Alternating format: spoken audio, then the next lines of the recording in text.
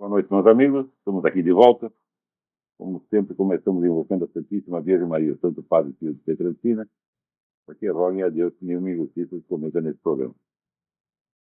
Vocês devem se lembrar que na semana passada, ou talvez na outra, aí não sei direito, eu li para vocês um artigo que eu tinha mandado ao Diário do Comércio,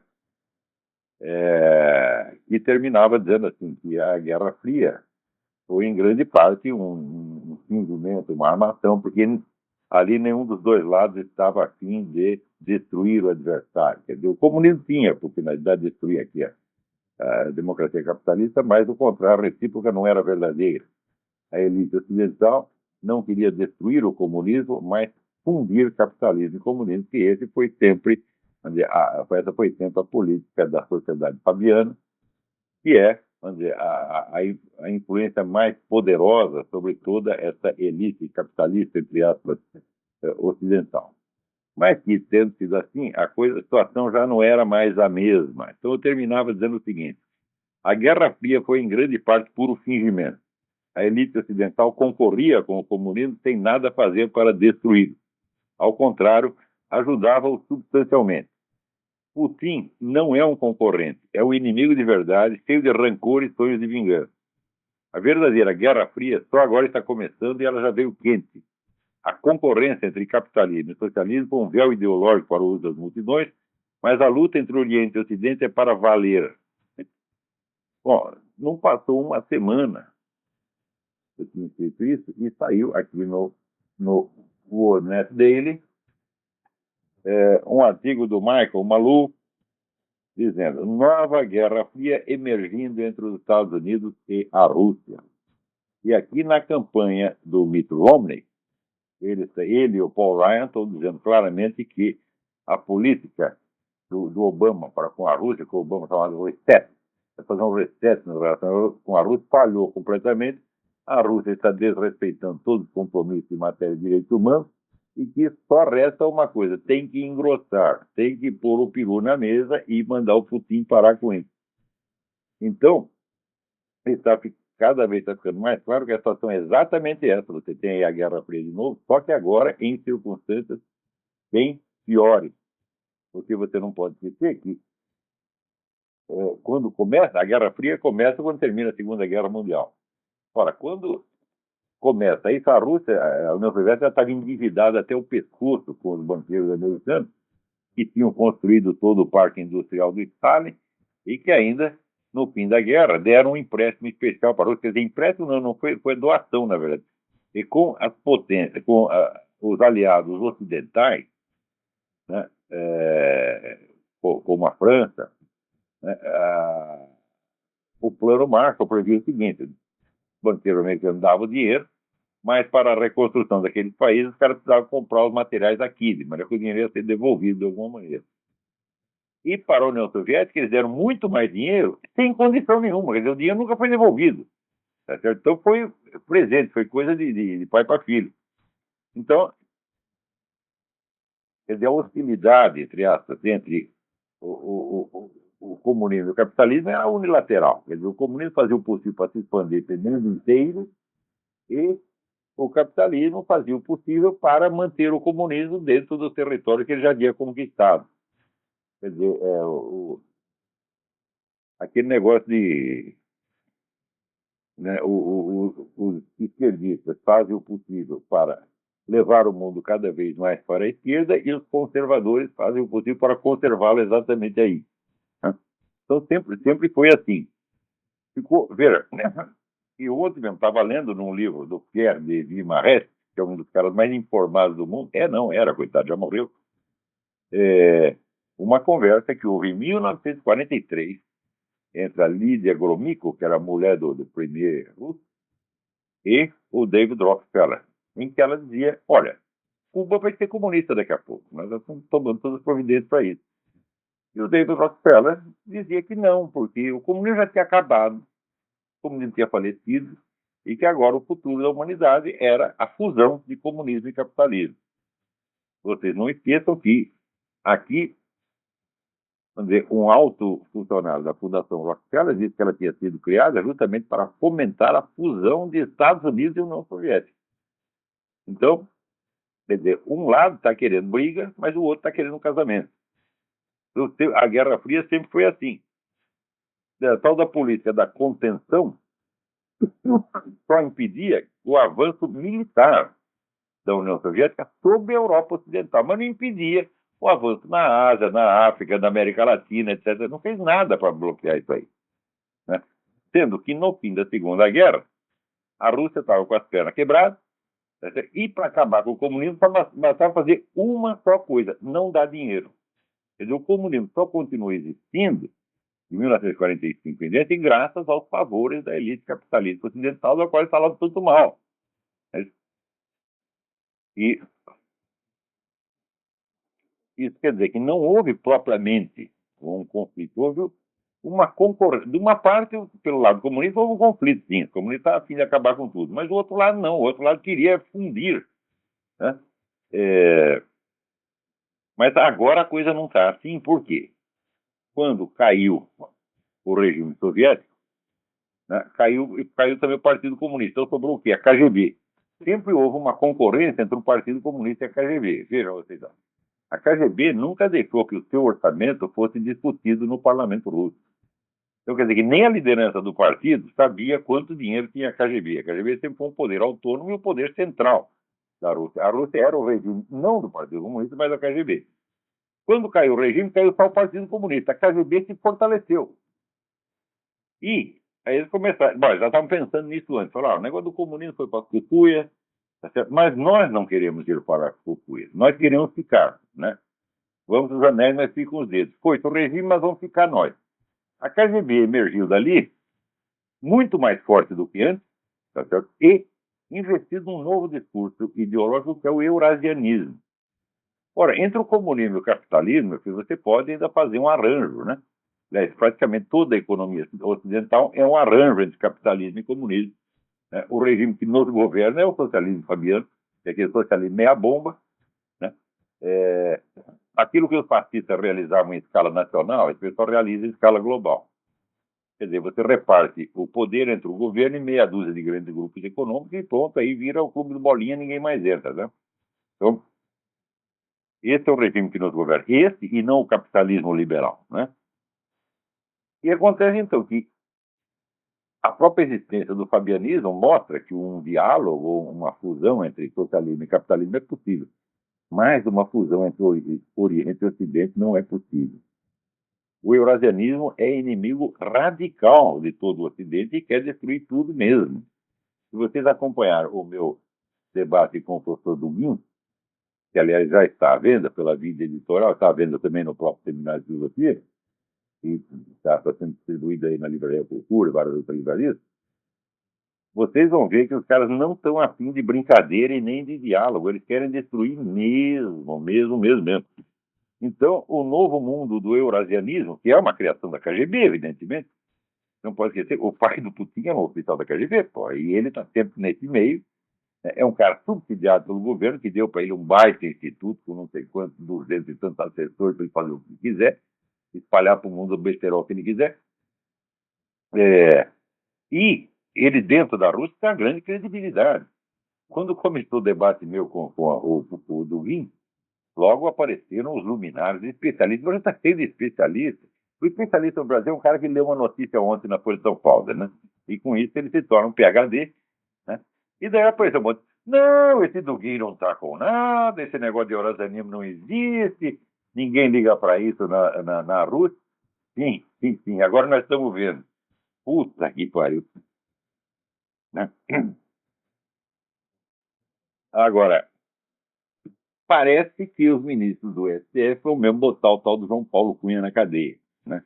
João Paulo Cunha é um cara, assim, de segundo escalão, alguma importância dentro do partido.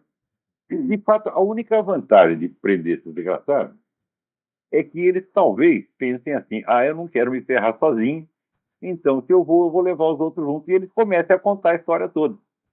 Porque se está uma coisa que está bem provada, naquele livro do Ivo Patar, O Chefe, está claríssimo, é que o chefe e mentor do mensalão era o senhor Lula, o qual chega aqui nos Estados Unidos para dizer que o mensalão não existe.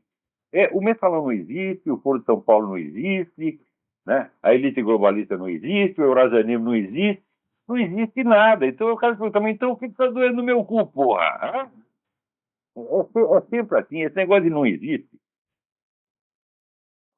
E aí isso é teoria da conspiração. Isso é conversa mole para boi dormir, isso é conversa de vigarista, vigarista. Ou vigarista, ou o sujeito que é tão burro e tão desinformado que realmente acredita no que está falando, né? O tal do Luiz Felipe de Alencastro, que fazia a coluna na Veja, especialista em política internacional, que assegurava que o Foro de São Paulo não existia. Quando se revelou que existia, ninguém foi perguntar ao Alencastro. Aqui, o senhor doutor, o senhor não jurou que não existia? O Kenneth Maxwell também. Os caras totalmente desmentidos pelos fatos. Prova-se que ele opinou sem nenhum conhecimento de causa, o que para um historiador de profissão é absolutamente imperdoável, porque história, meu filho, história é documento de fonte primária. Eu publiquei os documentos de fonte primária, o filho da puta não leu e fica cagando regra. E depois, quando ele é desmoralizado, o que o pessoal faz? Põe pano quente para disfarçar. Então, é por isso que o Brasil virou o reino do charlatanismo. Agora, como é que o Brasil chegou a esse ponto? As causas são várias, né? Entre outras, é o seguinte: o Brasil é um país que não tem uma tradição cultural, não tem história, não tem memória.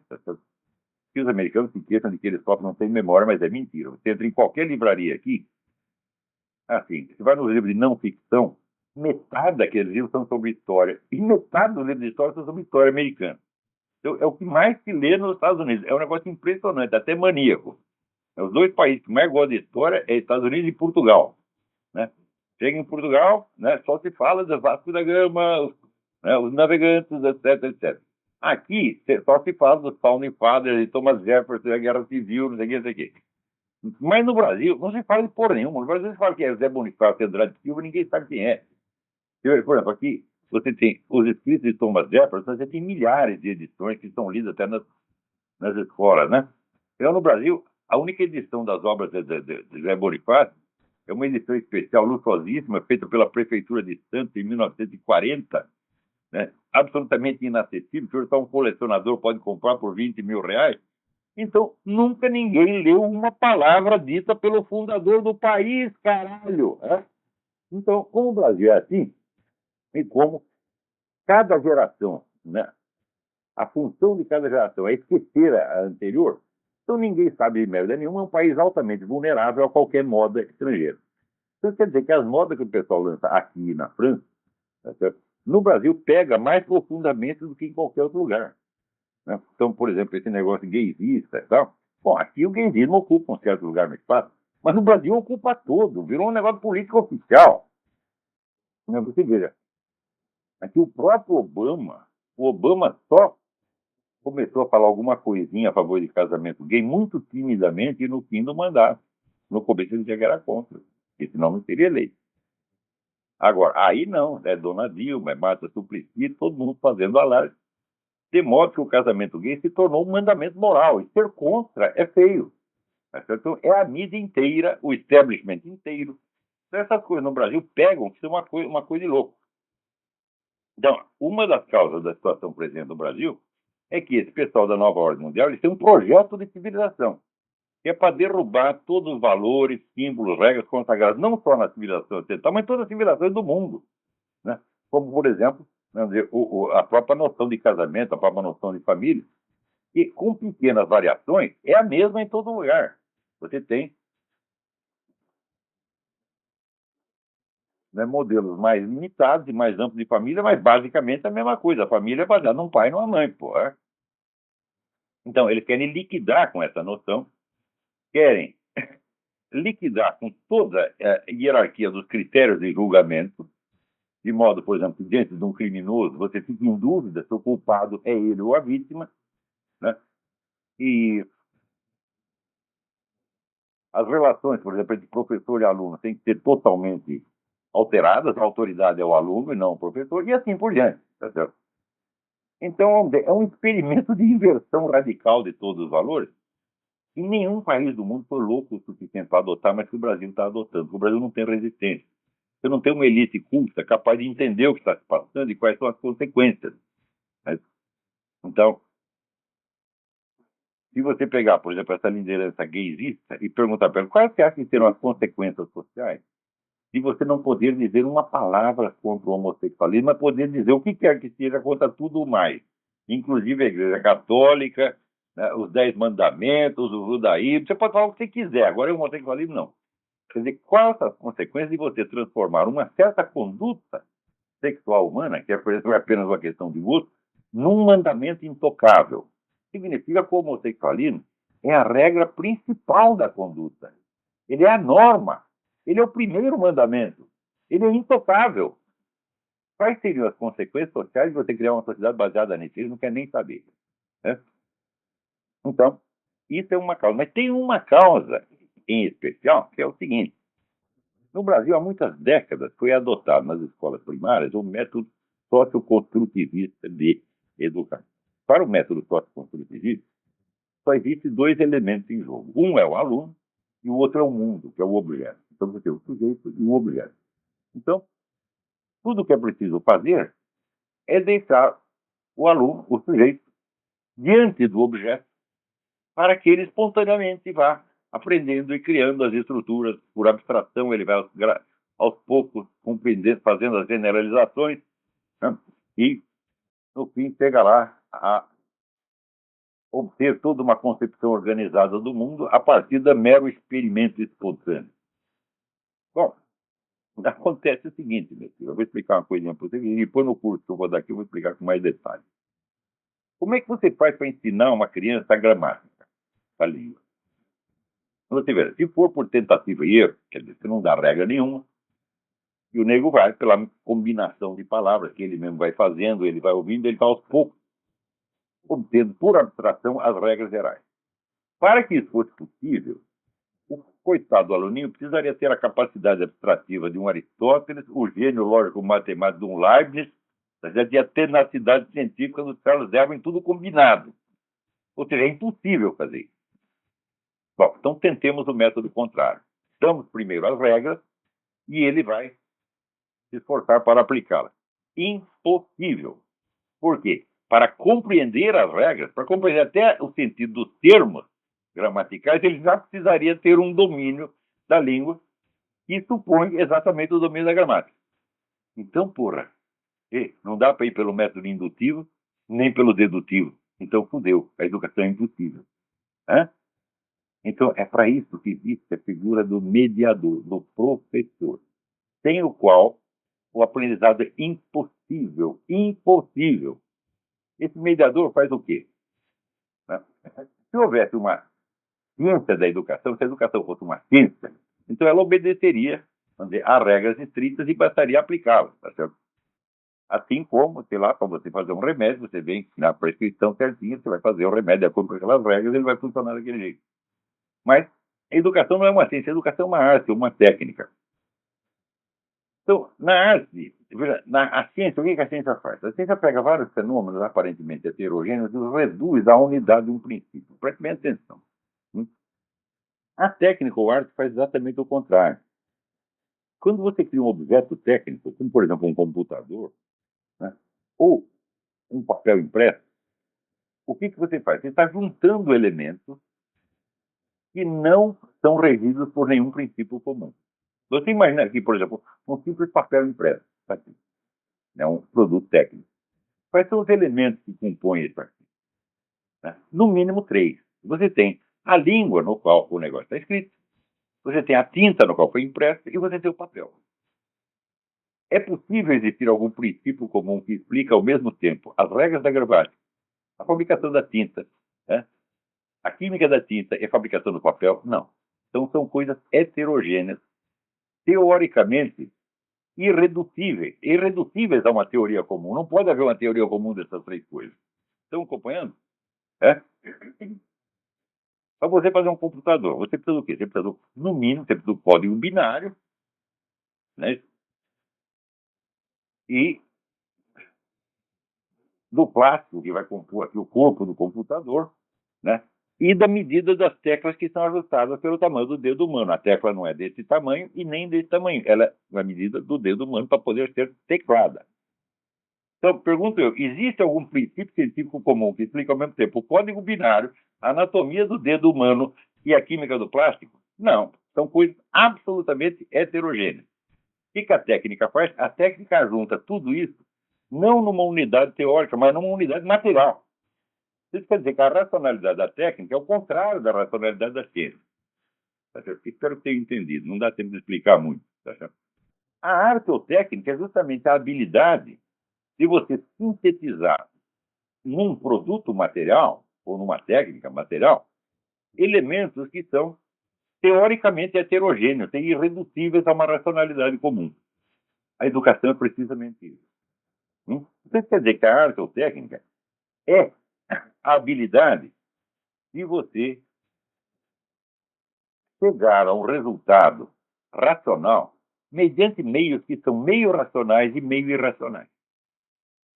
Então não há um controle completo do processo. Quem quer que tenha acompanhado a fabricação de um produto desde a sua concepção originária até o seu fracasso ou sucesso do mercado, você sabe que o processo não é muito controlado, é tudo meio assim, né? É que nem você pintar. Você já viu pintar o céu com aquarela? Né? Pintar óleo, você vai dando pincelada, pincelada. Na aquarela não, você molha o papel, joga 2 gotas de tinta e fica mais ou menos assim para ver se sai um céu. Né? Então, a educação, como qualquer técnica, é mais ou menos assim. Então, isso quer dizer que você depende não só da presença do mediador ou professor, mas da criatividade dele, para ele fazer esse arranjo, fazer entre as disponibilidades pessoais do aluno, que são incontroláveis, tá certo? E o objetivo que ele quer chegar. Por exemplo, ele quer chegar, fazer o sujeito entender as regras da aritmética elementar, ou as regras da gramática, tá certo? Então, ele tem que fazer uma ponte entre o irracional e o racional. Isso é dificílimo. Isso quer dizer, a presença do professor, a presença do mediador é o elemento central da educação, porra. Agora, toda essa escola que foi adotada no Brasil há 50 anos, ensina assim, o ensino não pode ser diretivo, você tem que deixar o aluno solto entre objetos. Então ele fica lá solto entre objetos chamado linguagem, ele ouve as pessoas falar e ele mesmo vai montando por abstração na cabeça dele, né, as regras da gramática e no fim ele produz lá a gramática metódica da língua portuguesa do Napoleão Mendes de Almeida. Porra, é claro que isso é impossível. Acontece que as crianças educadas assim, não é que elas não aprendem gramática, elas ficam numa confusão e de uma inépcia mental terrível, terrível, terrível, terrível. Você pega hoje um jornal, eu hoje mesmo estava lendo a primeira página da Folha de São Paulo. Você tem uns 20 erros de gramática na primeira página de um jornal, porra. Quer dizer que os profissionais de idioma não sabem mais de idioma. Né? E as pessoas assim, elas não conseguem raciocinar, não conseguem diferenciar alhos e bugalhos. Elas vivem numa espécie de pasta mental, que eu chamo da síndrome do piu-piu. Né? Aquele negócio, o fato está na cara deles de, pô, será que eu vi um gatinho? Eu vi um gatinho, não vi um gatinho. Só fica todo mundo assim, pô. Então, agora, quando a pessoa é assim, do ponto de vista intelectual, o que passa a predominar na conduta dele? A impulsividade. Não sendo capaz de articular as coisas racionalmente, ele tem que seguir o quê? O que sobra. O que sobra é o primeiro impulso que vier.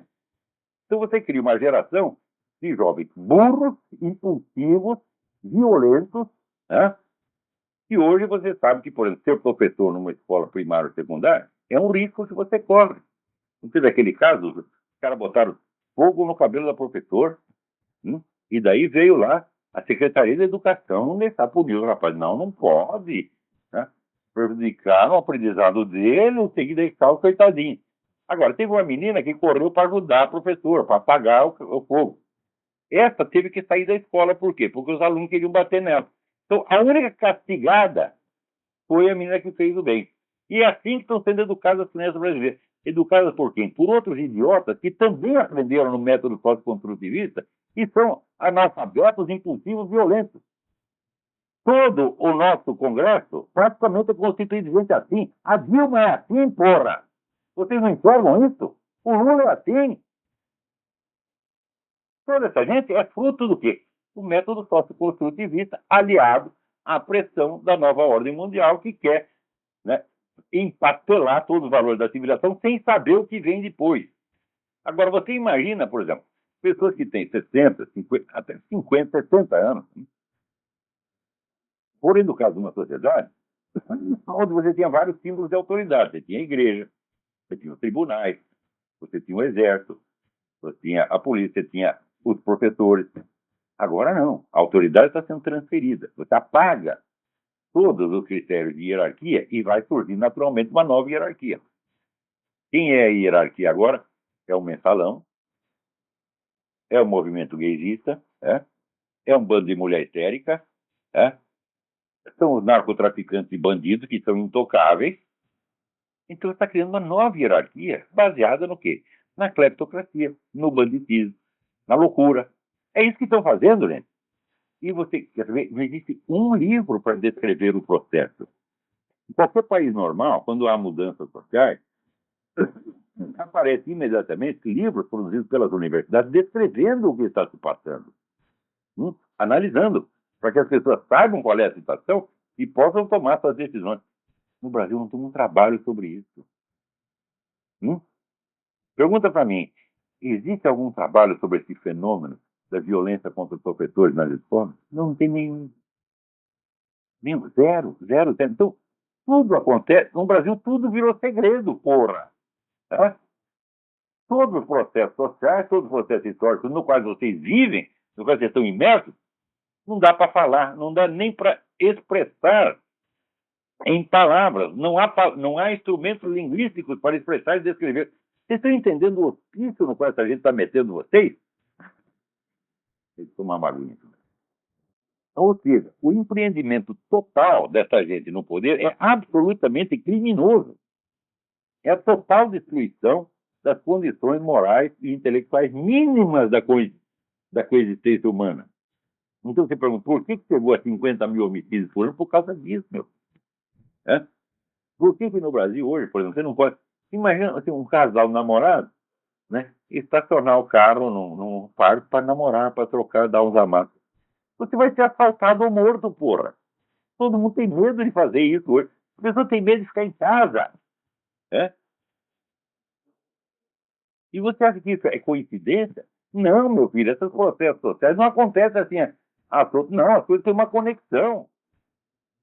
Então, você pode relacionar isso a esses dois fatores. A destruição dos princípios civilizatórios, destruição premeditada, que o pessoal da nova ordem mundial manda fazer, e o brasileiro, mais do que depressa, o brasileiro é um puxa-saco por natureza. Você, quando não tem critérios próprios, você não tem tradição, você não tem valores, você não tem crença estabelecida, você se torna o quê? Um puxa-saco. Porque, como não existe autoridade abstrata na sua mente, a autoridade das leis, a autoridade dos 10 mandamentos, a autoridade de Deus, só existe a autoridade pessoal presente. Então, o cara que chega e fala grosso, você se enfiou mais depressa. E acreditando, eu preciso fazer isso, porque senão eu não vou ser moderno, eu vou ser quadrado, as pessoas vão falar mal de mim. Então, esse bando de puxa-saco que tem no Brasil está destruindo o país, porra. A coisa é muito séria, é muito grave. Então, você chega até, por exemplo, nas Forças Armadas, e o oficialidade das Forças Armadas está percebendo isso? Fala, claro que não. Eles percebem um pedacinho aqui, um pedacinho ali, mas estão mais preocupados, sabe, com o aumento do seu salário e com a sua aposentadoria. Porque quando a situação da sociedade é confusa, nebulosa demais, o que acontece? Cada um reflui para o círculo da sua experiência pessoal imediata e só enxerga aquilo. E acha que é possível, a pessoa até diz, vamos desistir de tudo, nós temos que cuidar de nós mesmos. Você não percebeu que é impossível, idiota? Quer dizer que se você não sabe não é capaz nem mesmo de apreender o sentido do que está acontecendo na sociedade, como é que você vai dirigir sua vida dentro dela? Agora nós vamos cuidar dos nossos problemas pessoais, só na nossa vida pessoal, do nosso interesse pessoal. Então é o seguinte, você vai tapar os olhos, você não quer saber onde você está, e você acha que agindo às cegas no meio dessa confusão, você vai pegar alguma coisa. Então daí você vai ter uma coleção de fracassos cada vez pior, e quanto mais as pessoas fracassarem, mais elas vão se apegar àquele círculo restrito da experiência imediata e achar que estão sendo muito realistas por isso. Ou seja, é o hospício completo, gente. É nisso que vocês estão vivendo. E existem responsáveis. Responsáveis é Dirceu, responsável Paulo Freire, responsáveis são esses educadores nacionais metidos pra caramba, tá entendendo? Que vinham com aquela teoria, que eu vi a origem de tudo isso, gente. Eu trabalhei nas revistas de educação da Editora Abril, Fundação Vitor Filho. E era o canal por onde esses luminares da educação pregavam o socioconstrutivismo, essa porcaria toda, e acabaram implantando isso no Brasil e destruindo milhões de inteligência. Eu vi isso começar, gente, eu já sabia no que ia dar. Naquela época eu já li aquilo e falava, por isso esses caras são absolutamente loucos. Né? Então o Jean Piaget era idolatrado. Digo, olha, ali no meu livro Jardim da Aflição, eu escrevi 3 páginas sobre o Jean Piaget, o Jean Piaget é incompetente. Depois não enxerga um palmo dentro do nariz. E um dia eu vou escrever mais sobre o cara. Ele é muito metido, muito sofisticadíssimo, porém incapaz de captar a realidade das coisas. Então, pelos frutos conhecereis. Está aí. 40, 50 anos de educação piagetiana, Paulo Freireana, Vygotsiana, Emília Ferreiriana, tá dando essa merda que deu. Tem alguém na linha? Alô, quem é? Alô, professor Olavo? Sim. Aqui é Marcos, de Belém. Você está me ouvindo? Tudo bom? Tudo bom, professor. Eu gostaria de lhe perguntar a respeito de um autor italiano, ele é historiador e politólogo, chamado Giorgio Galli. Alô? O Giorgio Galli. Ele é autor de um livro chamado... Interessante sobre o negócio de nova era, essa coisa toda. Isso, ele é autor de um livro chamado Hitler do Nazismo Mágico, o componente esotérico do Reich milenar. Esse negócio assim, política e macumba, esse é o assunto dele. Não sei se posso seguir as conclusões dele, mas ele está muito bem documentado e é um campo novo que você não pode exigir assim, resultados definitivos. Mas eu acho assim, o Jorge Galli é um pioneiro, é um cara digno de todo respeito, Ele escreve nesse livro a respeito da verdadeira face do Partido Nazista, que tem origem na sociedade Thule, que era uma sociedade ocultista, de magia negra. E ele fala também sobre as relações entre ocultismo e socialismo, que já foram esquecidas. Ele fala sobre isso também. Porque a gente está no século XIX, era ocultismo, socialismo e vegetarianismo, tudo junto. Isso. Inclusive o Hitler era vegetariano, né? Claro. E ele fala sobre a transformação da sociedade de magia negra Thule, sociedade Thule, da qual o Hitler foi um dos primeiros captados, pelo mestre dele, o Eckhart, E eles absorveram o marxismo e criaram uma versão do marxismo do nacional-socialismo, Quando o jovem era frequentador de uma seita satanista, todo mundo sabe. Isso deixou marcas profundas. E a empregada e amante dele, Helene Demos, disse que ainda depois de velho, ele fazia uns rituais muito esquisitos. Ela botava uma tira na cabeça, uns negócios esquisitos que não era. Judaísmo não era, muito menos cristianismo, era um outro treco. Vai saber que merda era. O pastor Richard Wurmbrandt comenta sobre isso. Richard Wurmbrandt, perfeito. Era marxista satanista, Ele tem uns títulos fantásticos, o pastor Richard. É um servo de Deus, Sim. O Giorgio Galli também nesse livro tem inclusive um artigo muito interessante, A Grande Alemanha, um sonho esotérico. No blog, no site 30 Giorni, eu não sei como é 30 italiano. 30 Giorni, 30giorni.it, A Grande Alemanha, um sonho esotérico. Ele dá uma entrevista vou lá isso. ao Paolo Mattei. Você vê, as raízes esotéricas do nazismo já foram bastante estudadas. Isso.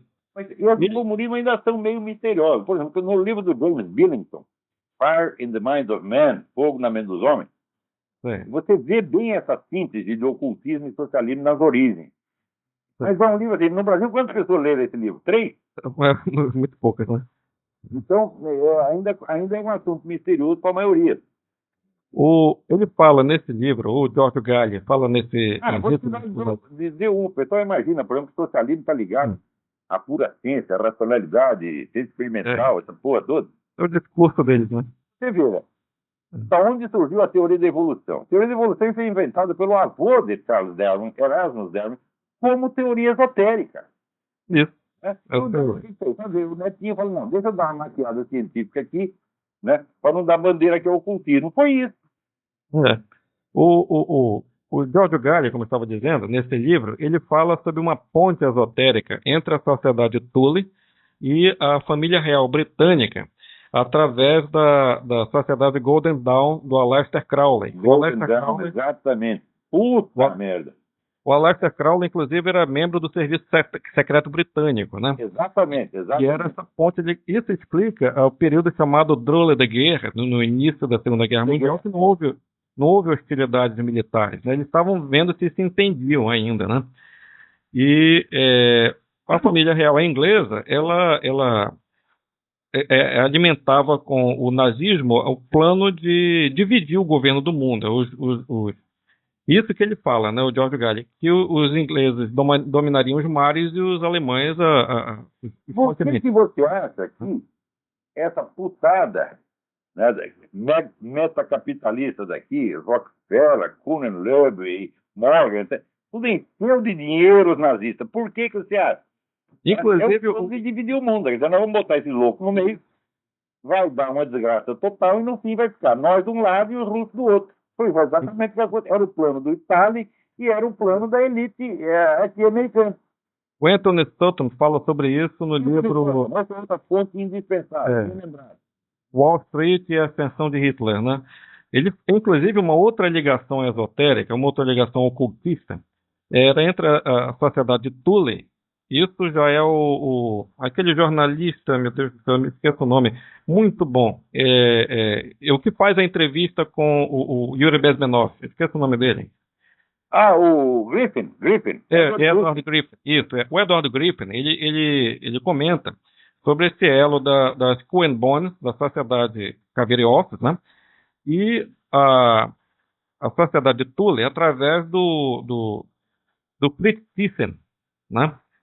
O industrial siderúrgico alemão. E ele fala sobre... Era o homem da indústria da química. Isso, da indústria siderúrgica. A química era os outros.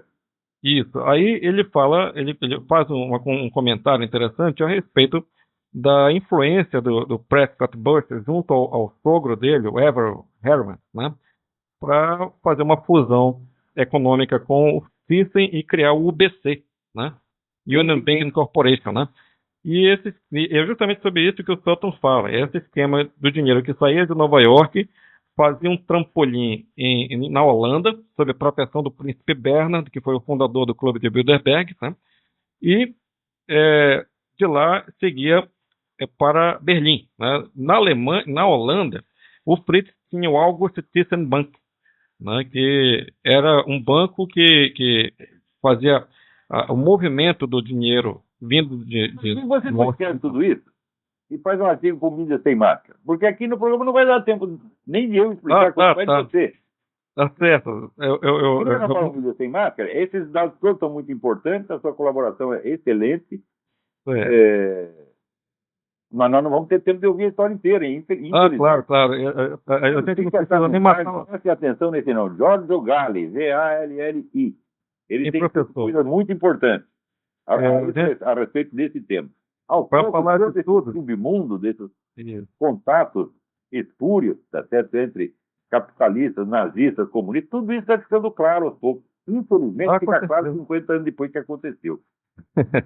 E para falar sobre tudo, a gente não precisa nem matar um frango, tem que ser um galinheiro inteiro, né? Pois é. Escreva essas coisas, né? Inclusive ter um resuminho das coisas do Galli, que ninguém sabe disso no Brasil. Eu mesmo acho que eu nunca citei o Jorge Galli, mas é um autor importante. Ele fala sobre coisas muito importantes, né? E quem também acrescenta muita coisa nesse sentido é a Berit Kiosk. Sim, Berit Kiosk, que escreve sobre a educação das crianças, né? A Berit Kiosk, ela inclusive tem um... Berit Kiosk e o Pascal Bernardin, são dois livros essenciais para ler sobre o que está acontecendo na educação do mundo. Eu quero deixar um link aí para terminar, professor. De um artigo traduzido para português da Berit Kiosk, né? Enganados pelo processo dialético do consenso. Enganados pelo processo dialético do consenso. Tudo que ele escreve é importante. O endereço é espada, né? Espada. Ponto ETI, T de tatu, T de tatu, ETI, né? FTI. .br /dialética.asp, ASP. Dialética.asp. Eu vou procurar isso aí. Sugiro que procurem também. Espada.sti. Tá certo. Um abraço, professor. Uma boa noite. Muito bom. Dentro ainda disso aqui, veja o que acaba de acontecer. Saiu no Huffington Post, que é um dos sites noticiosos de grande sucesso, um dos mais esquerdistas que tem aqui, um artigo de um líder gaysista chamado Johan Hari, colunista do London Independent, onde ele diz a estranha história dos fascistas gays. E ele diz o seguinte: a dura verdade é que os gays estiveram no cerne de todo o movimento fascista maior, incluindo o Terceiro Reich. Com exceção do Jean-Marie Le Pen, todos os mais importantes fascistas na Europa nos últimos 30 anos foram gays.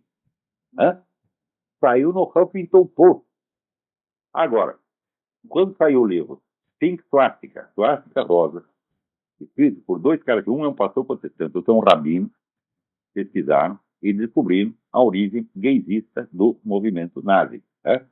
E publicaram o livro altamente documentado, só usaram fontes gaysistas, isso é importante. Bom, quase mataram os dois. O pessoal chamava o rabino de nazista, porra. E o Scott Lively está sendo processado por crime contra a humanidade. Qual é o crime contra a humanidade? Escrever isso. Agora veio o próprio líder gay, Johan Hari, e disse: é verdade, todos esses fascistas eram gays, tirando o Le Pen, o resto era tudo gay. Agora, a ligação entre gaysismo e fascismo é a coisa mais óbvia do mundo. Eu já tenho explicado 1000 vezes que toda essa política gaysista não tem nada a ver com sexo. O sexo é assim, é a isca para atrair idiota, tá entendendo? Para juntar um monte de militantes e dar força para eles. O processo todo consiste no seguinte, em demolir todos os critérios de julgamento moral, de modo que a autoridade do movimento, a autoridade da elite que exista, reine soberana e decida todas as questões. Eles estão fazendo isso. Então, vamos dizer, o elemento sexual da coisa é assim, é uma promessa, tá certo? De prazeres sexuais, o pessoal vai tudo atrás. Mas vai acontecer exatamente como aconteceu nos Estados Unidos com o sex lib dos anos 50 e 60. Agora vai liberar, vai acabar o moralismo, nós todos vamos comer todo mundo, todas as mulheres tudo vão dar, nós vamos tudo comer. Passados 50 anos, onde é que chegou a coisa? Os Estados Unidos têm uma população carcerária que é mais de 10% da população total. Metade disso está lá, sabe por quê? Isso é de mulher. Então, porque é o seguinte, a mulher chega na delegacia e diz: olha, meu marido ameaçou me bater. Ou eu acho que ele está afim de fazer sexo com a nossa filhinha. O cara é chamado da delegacia, o delegado: olha, você tem que sair da sua casa, não pode se aproximar dela num raio de 2 quilômetros, você tem que pagar a pensão de alimentos, que é 80% dos seus ganhos, tá certo? E se telefonar fora do horário, você será preso. Então, o resultado: o pessoal aqui morre de medo de se aproximar de mulher. Aqui tem um negócio, essas baladas. Como é que tem uma balada aqui? Club, Você chega lá, tem um bando de homem encostado na parede, e vê as mulheres esfregam a bunda neles. Os caras ficam com a piroca desse tamanho, todo o sangue da cabeça vai para a piroca. Só que é o seguinte: se ele fizer uma proposta sexual para ela, chama a polícia, ele vai preso. Então só pode ficar excitado, não pode fazer nada. E assim está assim. Os homens aqui morrem de medo de mulher. Daí eles vão por quê? Vamos pro lado gay, evidentemente foi o que sobrou. Aí que os amigos falaram: não conseguiu mulher nenhuma, vamos ter que virar nós mesmos. Foi isso que deu o sex livre. Quer dizer, virou uma tirania sexual horrível. E esse negócio gaysista, olha aqui, vocês que são gays, homossexuais, público ou enrostido, vocês vão se fuder com essa brincadeira. Você pensa que você vai ter muita vantagem? Não vai, não. Vai acontecer a mesma coisa com o sex livre, vai ter tudo regulamentado, porque para ver em casamento gay, meu filho, ver casamento gay é um direito de família gay. Agora, imagina o número de cara que vai ser processado por adultério. Hoje em dia, vocês vão tudo na sauna gay, Eu tinha um aluno que chamava aqui de navio negreiro. Nós vamos lá, paga a luz, todo mundo come todo mundo. O navio negreiro vai acabar, meu filho. Agora vai ser a monogamia, o Estado em cima. Depois vocês vão ganhar alguma coisa que não. Mas não adianta avisar. Não adianta avisar. Alô, tem alguém na linha aí? Professor? Alô? Diga, diga. Tudo bom? Tudo bem? Tudo bom, senhor? Aqui tudo em ordem, graças a Deus. Tudo bem. O assunto agora aqui no Brasil é a condenação do mensaleiro João Paulo Cunha. Eu espero que ele dá para a Prefeitura de Osasco, sozinho agora. Será que ele é negociador?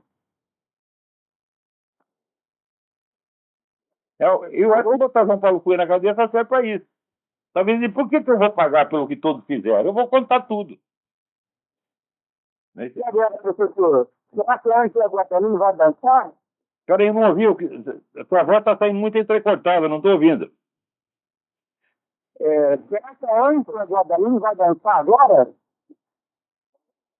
Olha, eu não sei, mas quem tinha que dançar era o Lula, né? Agora espero que esse pessoal que vai preso, né? Pensa assim, por que eu vou me ferrar enquanto o Lula está lá, glorioso, cheio de dinheiro, né? Então vamos contar a história inteira, espero que façam isso. Agora, todas essas coisas... E a âncora Guadalupe vai vir em São José do Céu. É uma vergonha, não é não? Pô, claro que é. Agora, você vê, em 1993, quando eu estava estudando a CPI, eu já via ali o PT montando um sistema, tá certo, de se apossar do Estado e de bloquear todas as possibilidades de investigação. O Mensalão já estava em germe ali, e eu escrevi isso, falei, vocês estão montando um esquema de corrupção monstro em 93, eles são 19 anos atrás, porra. Quer dizer, agora todo mundo sabe do Mensalão, agora que já foi feito, agora que não dá mais para consertar, e que mesmo que você prenda os caras, o dinheiro já foi para as picas. Né? Então, ora, o Erich von Kühne-Ledin, que é um grande pensador político aqui, ele diz o seguinte: o pecado é punido na outra vida, mas a burrice é punida aqui mesmo na Terra. Tá, é o que acontece com esse pessoal, eles levam muito tempo para entender o que está acontecendo, e quando acontece, já entrou a piroca de rinoceronte, porra. É? Com camisinha daquela de espinho. Né? Tem mais alguém na linha aí? Agora, antes de atender qualquer pessoa, eu quero contar um negócio aqui. Essa semana, quando havia a ameaça de ter um furacão na cidade de Tampa, onde estava tendo a Convenção Nacional Republicana, um monte de gente, inclusive Ellen Barkin, a atriz, Samuel Jackson, né, pastor, tomara que o furacão mate todos. Hã? Já pensou você dizer isso? Tomara que o furacão mate o Obama, você vai preso. Então, a linguagem dessa gente é de uma violência, de uma virulência, de uma maldade fora do comum. E veja, como é possível isso? É a transferência da autoridade, meu filho. Você transfere a autoridade da igreja, da justiça, etc., para o grupo militante, o grupo ativista. Então, esse pessoal pode fazer qualquer coisa, eles se tornam os árbitros da moral, dos bons costumes, da lei, de tudo. E esse é o segredo do negócio, é criar uma nova hierarquia, eles estão criando na sua frente. E nessa hierarquia, eles têm todos os direitos. E você tem o direito de tomar no cu, ficar calado. Mas, como disse aqui o nosso colaborador Maurício, no Brasil não tem importância, né? Porque o brasileiro se fode, sai contando vantagem. Ele é enrabado, né? Enrabado com 3 R's e ainda sai se gabando. Pendei no Paulinho. Não é assim? Quer dizer, a derrota no Brasil é uma glória, porra. Quando é que vocês vão deixar de ser masoca? Porque até a diferença de derrota e vitória se tornou, né, um pouco obnubilada, né? Então,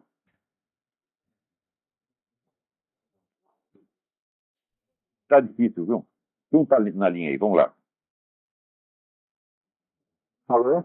Alô? Oi, olá? Sim. Sou o Márcio, aqui de Ribeirão Preto, tudo bem? Márcio Ribeirão Preto, tudo bem? Tudo bem.